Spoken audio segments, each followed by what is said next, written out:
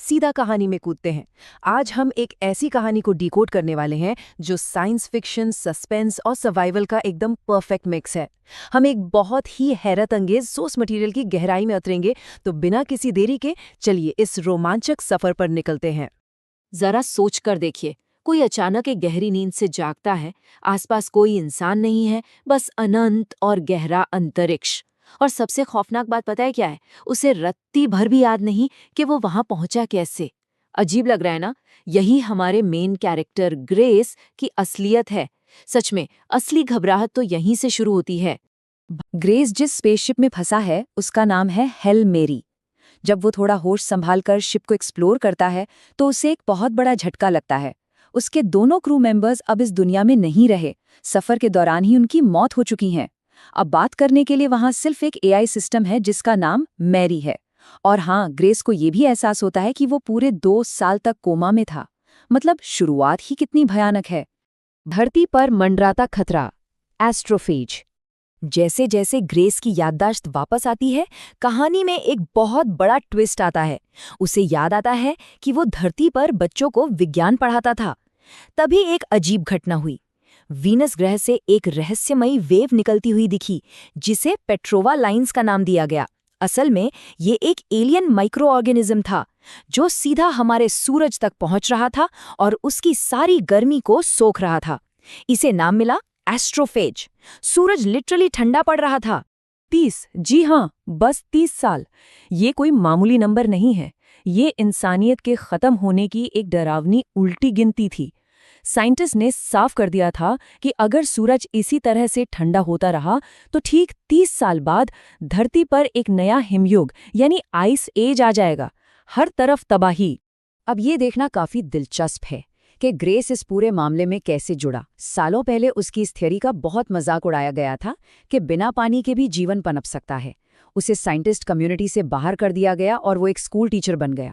लेकिन फिर ईव नाम के एक लीड साइंटिस्ट ने उसे खोज निकाला। और हैरान करने वाली बात यह है कि कुछ ही दिनों के अंदर ग्रेस ने उसी एस्ट्रोफेज की पहचान कर ली। उसकी सालों पुरानी थ्योरी एकदम सच साबित हुई। तो इस दुनिया को बचाने का मास्टर प्लान क्या था? Project Hail Mary. टारगेट था ताउ सेटी नाम का स्टार सिस्टम जो रहस्यमयी तरीके से अब भी सुरक्षित था। अब इसे विडंबना ही कहेंगे कि जिस एस्ट्रोफेज ने तबाही मचाई है उसी को भारी मात्रा में स्पेसशिप के फ्यूल की तरह इस्तेमाल किया जा रहा था। लेकिन इस मिशन की सबसे बड़ी और डरावनी शर्त क्या थी? ये एक वन वे सुसाइड मिशन था। वापसी के लिए फ्यूल ही नहीं था।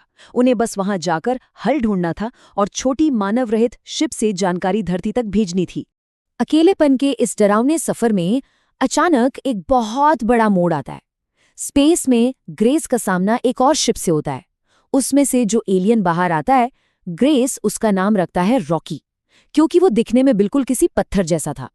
अब यहाँ गौर करने वाली बात यह है कि ग्रेस 3 इंसानों में से अकेला सर्वाइवर है और रॉकी अपने 23 क्रू मेंबर्स में से अकेला बचा एरिडियन। दोनों बिल्कुल अलग प्रजातियां हैं, लेकिन दोनों का दर्द और मकसद बिल्कुल एक है, एस्ट्रोफेज से अपने मरते हुए ग्रहों को बचाना। पर सवाल ये है कि 2 बिल्कुल अलग दुनिया के जीव आपस में बात कैसे करेंगे? सच में ये प्रोसेस बहुत ही अमेजिंग था। सबसे पहले ग्रेस ने थोड़ा मजाक में फिजिकल मूवमेंट्स किए, हाथ पैर हिलाए, तो रॉकी ने भी उसकी नकल उतारी। इसके बाद ग्रेस और उसके एआई मैरी ने मिलकर एक कमाल का वोकल ट्रांसलेटर डिवाइस बनाया जो रॉकी की आवाज़ों को डिकोड कर सके। और धीरे धीरे दोनों ने अपने मिशन की सारी डिटेल्स शेयर की और एक बेहतरीन टीम बन गए।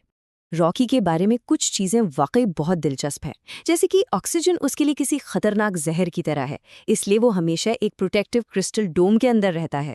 और उसके खाना खाने का तरीका, खैर वो इतना अजीब है कि उसे देखकर ग्रेस को सच में उल्टी जैसी फीलिंग आ गई थी।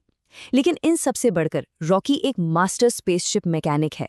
ये सब जानकर दोनों तय करते हैं कि वे आगे का सफर एक ही शिप में साथ मिलकर तय करेंगे। पूरे 11 दिनों के लंबे सफर के बाद आखिरकार वो ताउ सेटी पहुंच ही जाते हैं। और जैसा कि उन्हें उम्मीद थी, ये तारा एस्ट्रोफेज के कहर से पूरी तरह बचा हुआ है। लेकिन सबसे बड़ा सवाल यही था, आखिर क्यों? ऐसा क्या खास है वहां जो हमारे सूरज के पास नहीं है? इसी रहस्य से पर्दा उठाने के लिए दोनों ने मिलकर वहां से सैंपल्स जमा करने शुरू किए। और उन्हें अपना जवाब मिल गया। प्रीडेटा। उन सैंपल्स की गहराई से जांच करने पर पता चला कि ये एक खास तरह का बैक्टीरिया है जो असल में एस्ट्रोफेज को अपना शिकार बनाता है, उसे खा जाता है। यही तो वो संजीवनी थी जिसकी उन्हें तलाश थी। जरा सोचिए, जिस माइक्रो ऑर्गेनिज्म ने तबाही मचाई, उसका इलाज भी एक दूसरे माइक्रो ऑर्गेनिज्म में ही छिपा था। क्या कमाल की बात है ना। अब कहानी में एक बहुत ही इमोशनल पल आता है। ग्रेस रॉकी को बताता है कि उसके पास धरती पर वापस लौटने के लिए फ्यूल नहीं है। इस पर रॉकी की बात सीधे दिल पर लगती है। वो कहता है, मैं तुम्हें मरने नहीं दूंगा। रॉकी के पास उसके शिप में एक्स्ट्रा एस्ट्रोफेज फ्यूल होता है और वो बिना हिचकिचाए उसे ग्रेस को देने का फैसला करता है, जबकि ऐसा करने से रॉकी को अपने घर पहुंचने में 6 साल और ज्यादा लगेंगे।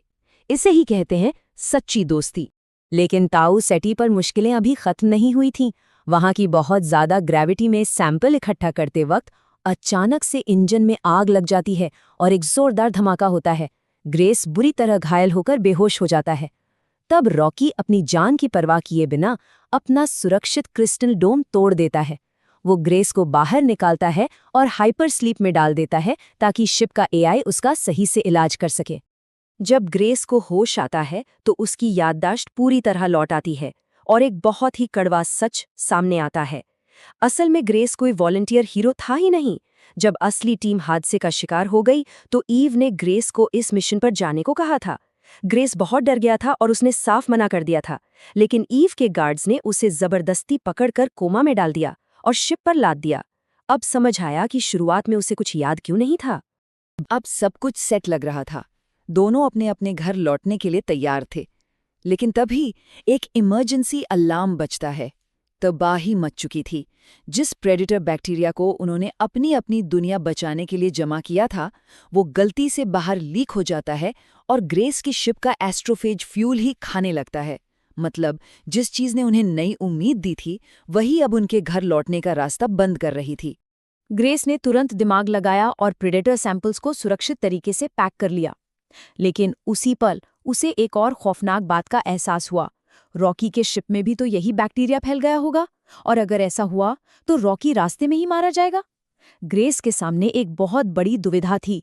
उसने छोटे मानव रहित शिप्स में सैंपल्स रखे और उन्हें धरती की तरफ लॉन्च कर दिया, और खुद उसने अपना स्पेसशिप मोड़ा और वापस एरिड यानी रॉकी के ग्रह की तरफ निकल पड़ा। अपने घर जाने की उम्मीद को छोड़कर उसने अपने दोस्त को बचाने का फैसला किया। इस सफर का अंजाम बहुत ही खूबसूरत होता है। 27 साल बीत जाते हैं। धरती पर बूढ़ी हो चुकी ईव को वो सैंपल्स मिल जाते हैं और धरती पूरी तरह बच जाती है। और ग्रेस एरिड ग्रह पर बिल्कुल महफूज है। रॉकी ने उसके लिए धरती जैसा एक शानदार माहौल बना दिया है और ग्रेस अब वहां एरिडियन बच्चों को विज्ञान पढ़ाता है। एक परफेक्ट और खुशहाल अंत। इस पूरी दास्तान के आखिर में एक सवाल मन में जरूर उठता है। जब आपको पता हो कि आपकी दुनिया पीछे छूट चुकी है और आपके पास बचने का सिर्फ एक आखिरी मौका है, तो क्या कोई अपने एक एलियन दोस्त को बचाने के लिए अपनी वापसी की उम्मीद को हमेशा हमेशा के लिए कुर्बान कर देगा? ग्रेस ने बिल्कुल यही किया, और सच कहूं तो यही एक बात इस कहानी को सिर्फ एक आम साइंस फिक्शन नहीं बल्कि निस्वार्थ बलिदान की एक अमर दास्तान बना देती है। काफी गहराई है ना इस बात में।